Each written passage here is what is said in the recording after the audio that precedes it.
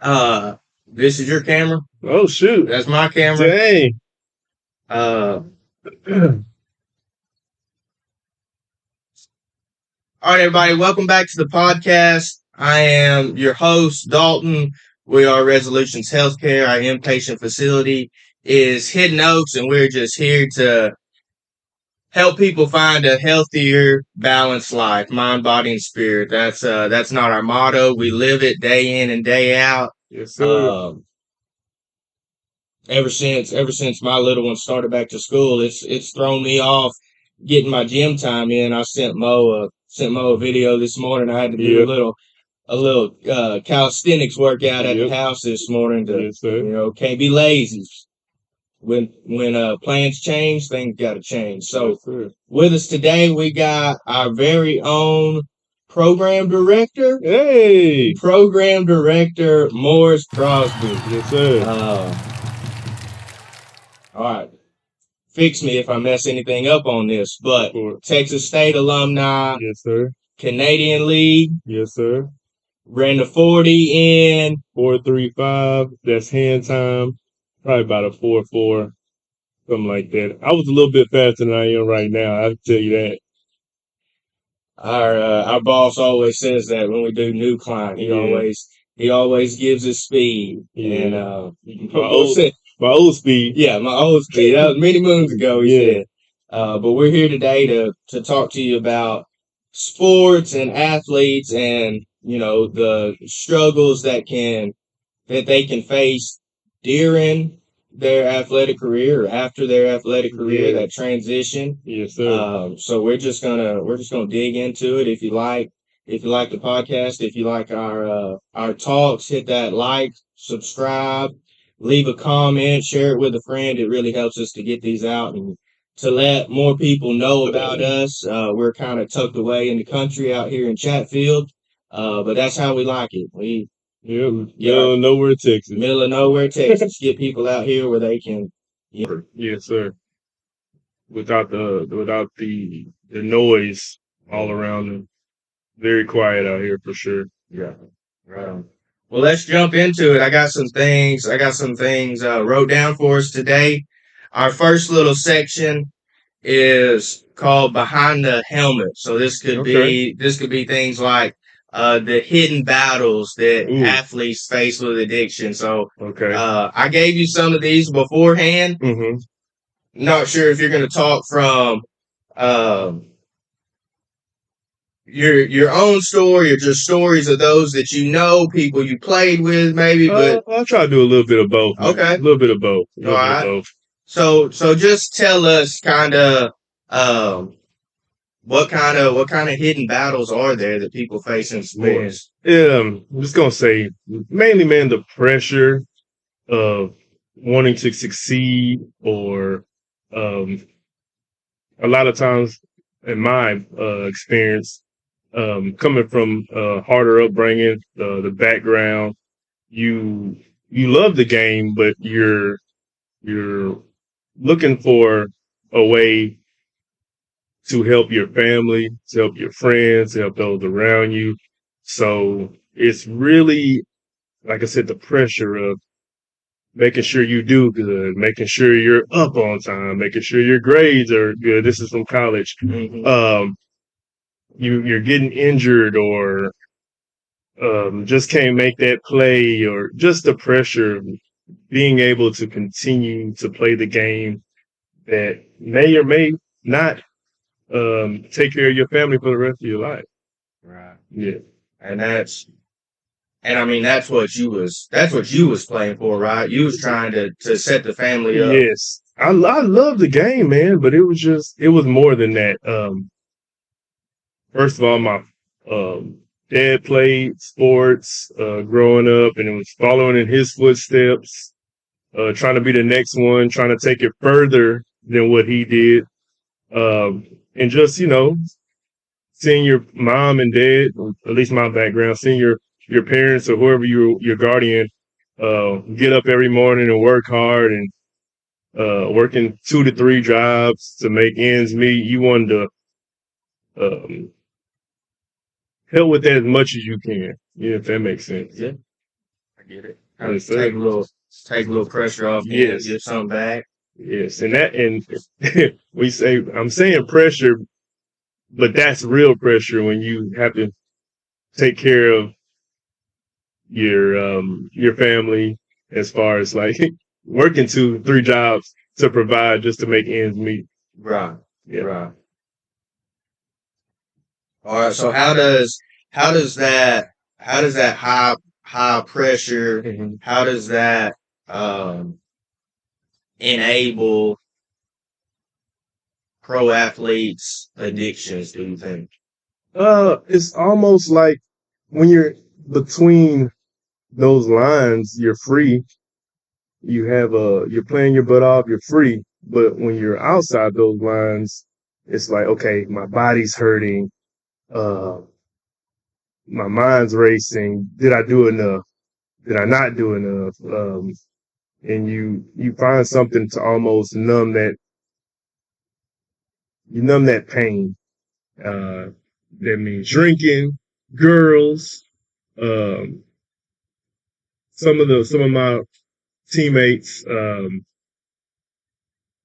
doing drugs, doing stuff that we shouldn't be doing. But who am I to tell them how to deal with their pressures? Mm-hmm. Um, like I said, it's a lot of it dealing with it as far as like, what can I do to numb this? What can I do to get away from feeling this way? Not making that play, not doing good in that particular game, because a practice or a game sets your whole mood for the rest of your week.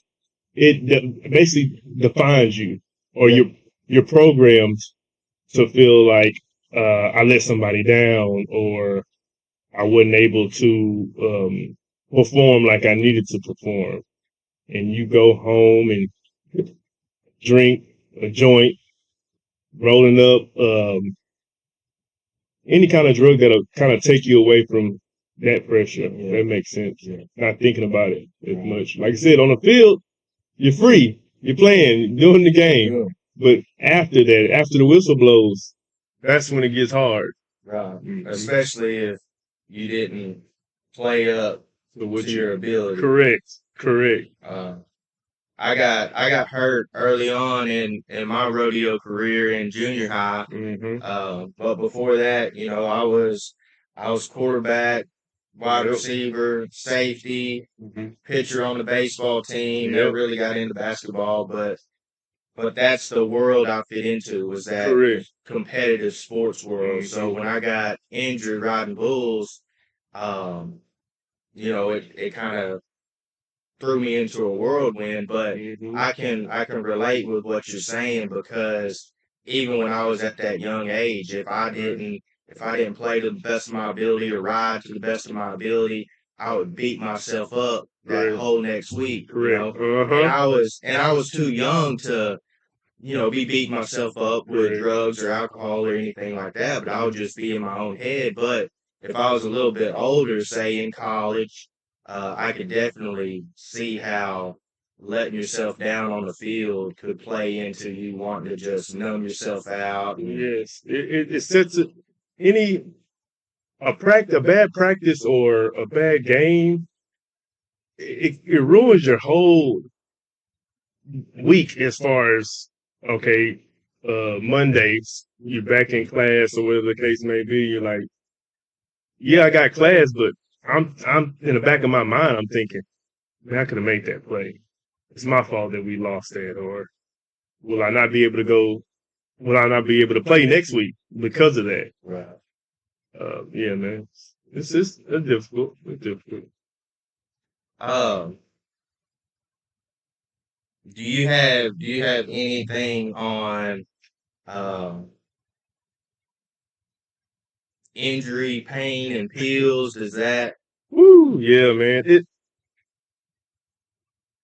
You want to play so bad in every game.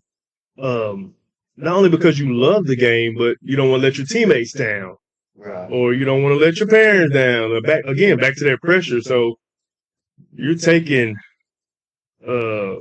as many ibuprofens as they can give you, as many Excederins. Some people take shots. Um, some people. I'm not putting my teammates out there or anything like that, but some take. They're doing a couple drugs before the game or drinking before the game. Just to go out there and perform because you don't want to let anybody down. Yeah. Um, close friend of mine, really good player, man, really good player. He hurt his knee, and he would say he wasn't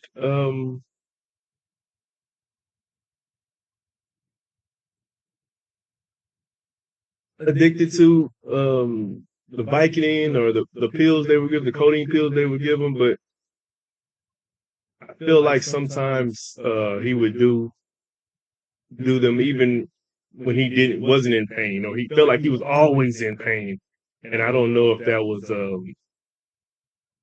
mental thing, or was he really hurt, or um, really close to me. So I I would tell him, do whatever you need to do to take that pain away. But now the field I'm in and how long I've been working, it's like, damn, I could have been the one to say, hey, bro, Yeah. let's find an alternate way of doing things. So, yeah, man, if you see this, I love you, bro.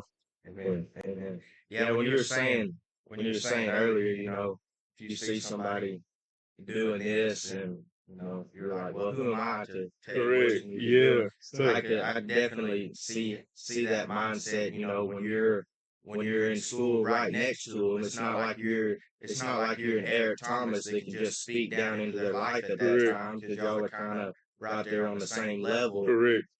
But yeah, once you've been in this field for as long as you have, and kind of been walking this path, it's easier to you have the confidence. Yeah, that's You it.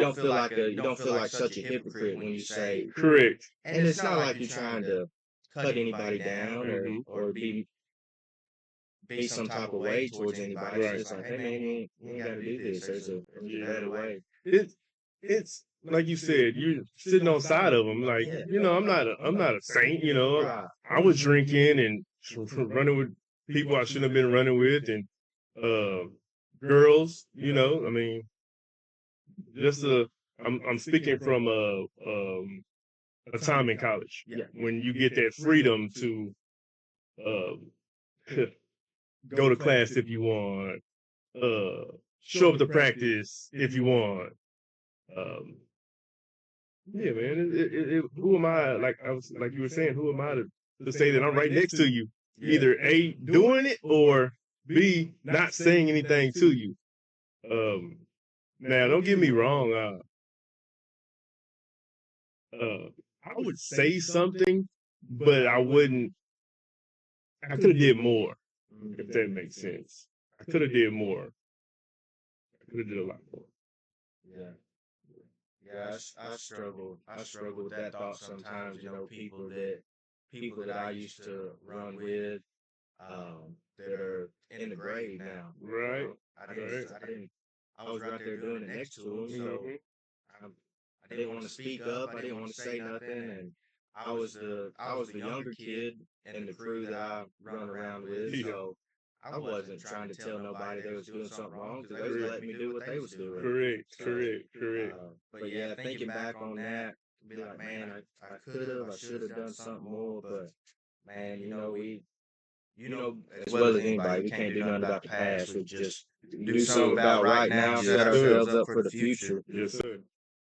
All right, so you played college ball.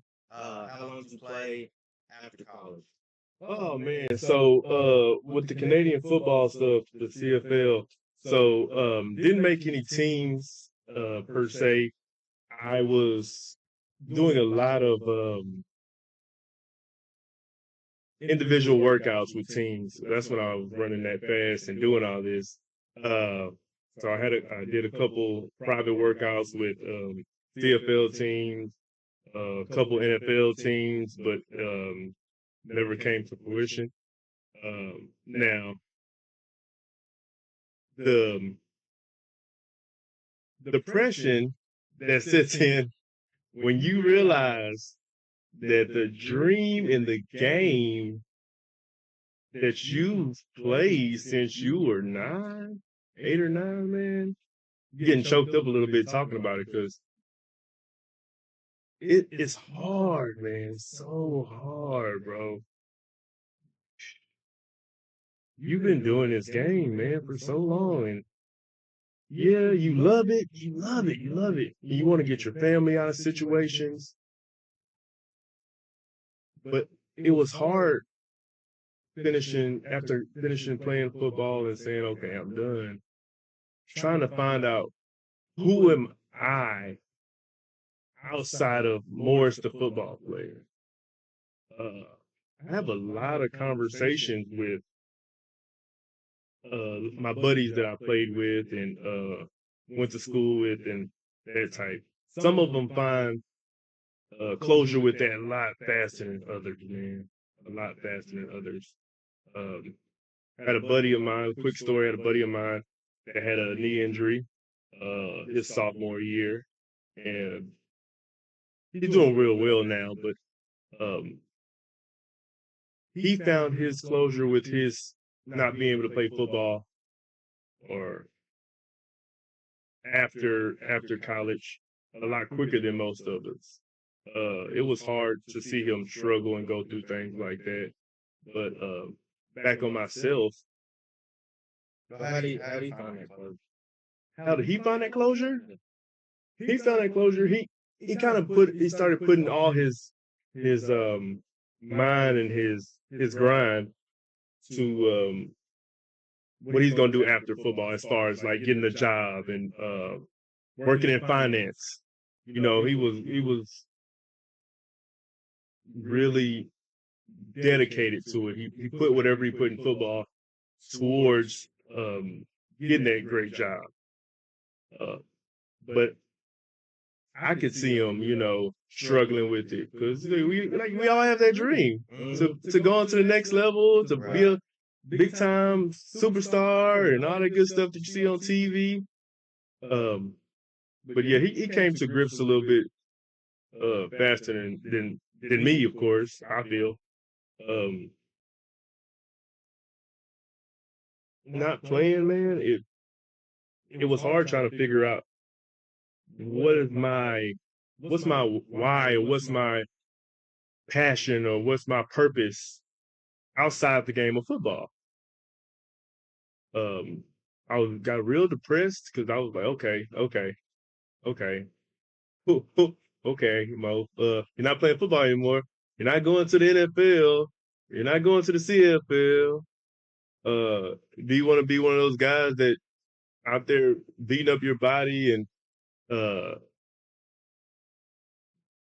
working a 9 to 5 job uh, about something that you really don't care about or you can't find a joy in?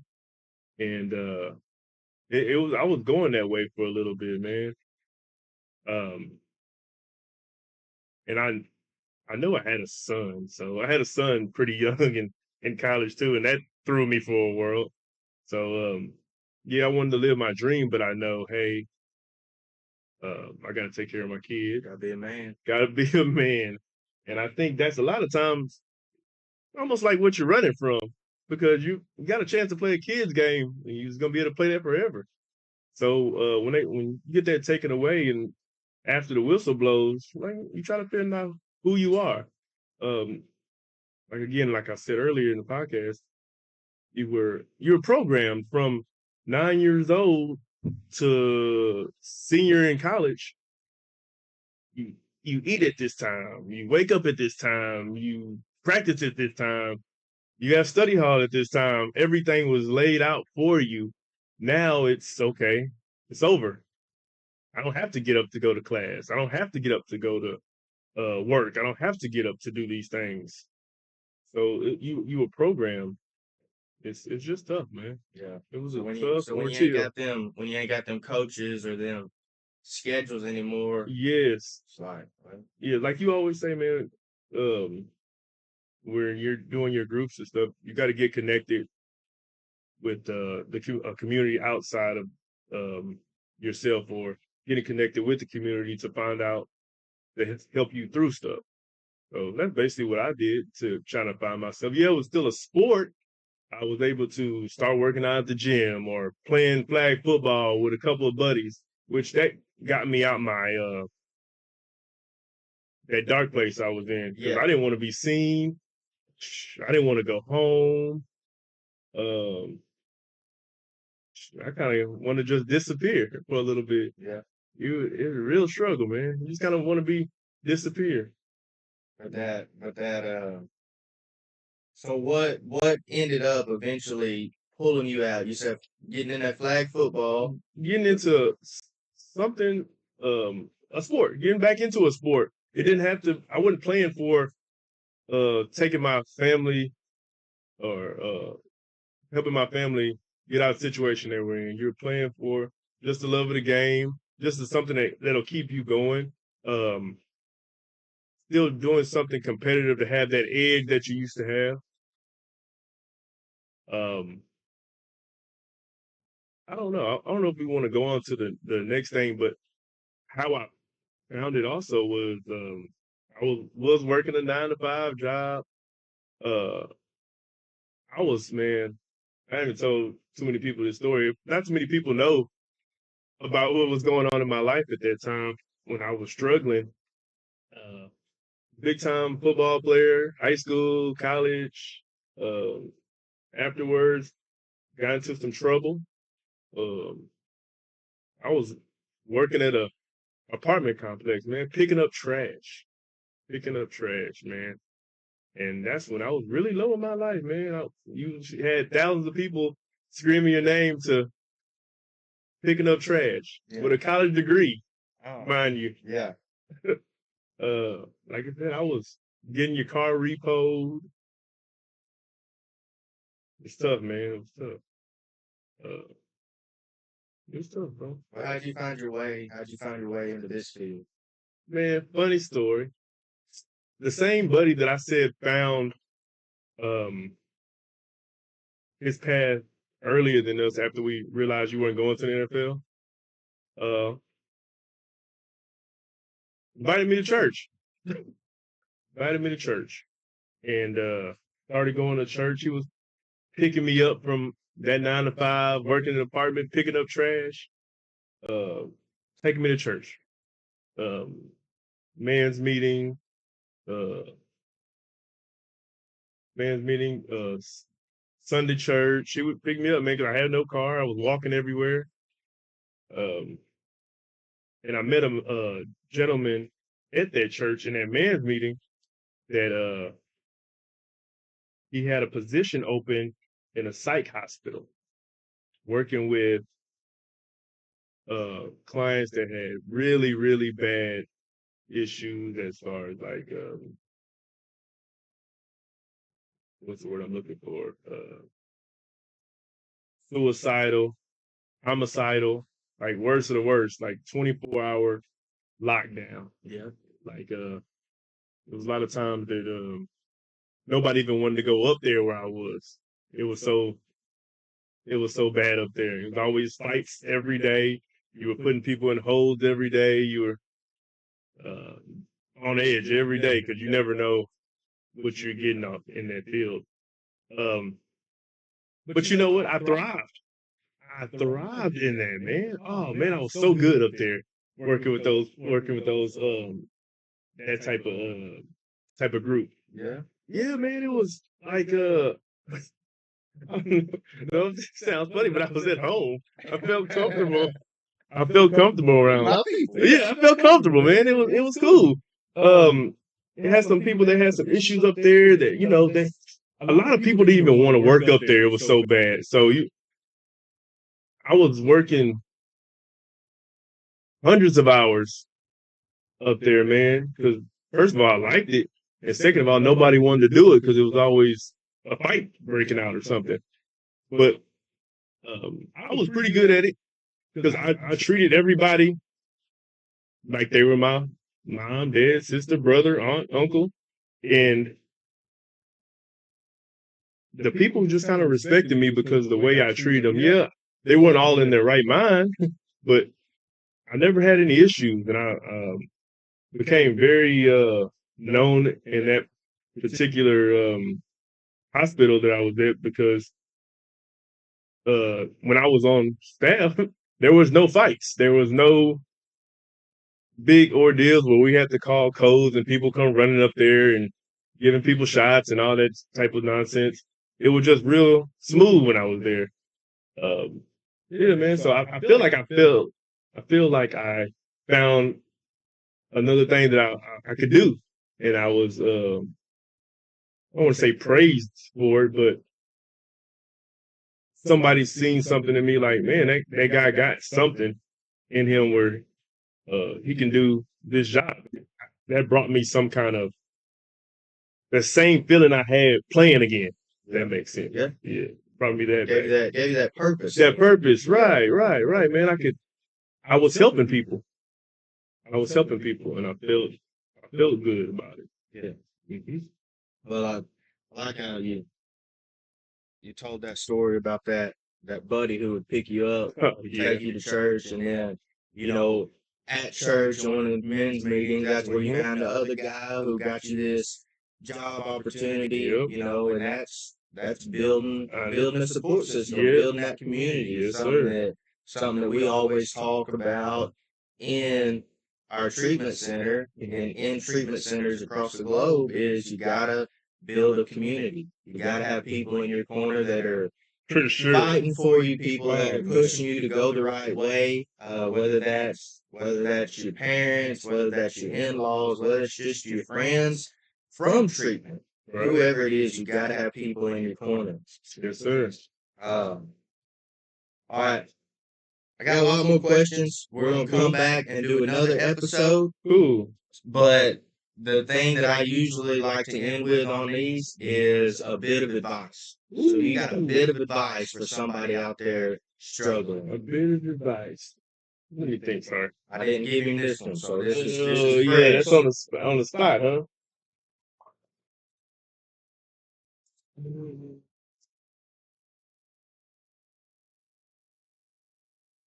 You may be in last place, you may be in second place, but as long as you in the race, you got a chance.